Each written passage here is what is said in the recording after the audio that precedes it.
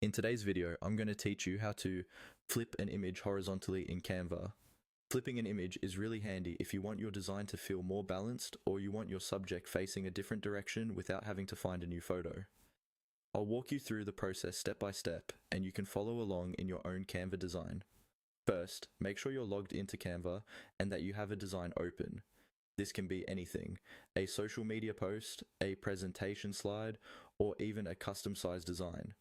Once your design is open, locate the image you want to flip on your canvas. Now, click on the image. This is important because Canva only shows the editing options for the element that's currently selected.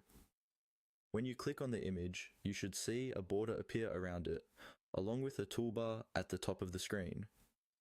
If you don't see that toolbar, try clicking once more on the image to make sure it's selected and not just the background. With the image selected, look toward the top of the Canva interface for the flip option. It's usually located in the toolbar or above your design, alongside options like Edit Image, Crop, and Position. Click on Flip. When you do this, a small drop-down or set of buttons will appear, giving you flipping choices. From those options, choose Flip Horizontal. As soon as you click that, your image will instantly mirror itself from left to right. For example, if a person in the photo was facing left, after flipping horizontally, they'll be facing right. This doesn't change the size or quality of the image, it just reverses its direction. Take a moment to look at your overall design after flipping. Make sure that any text within the image still looks correct.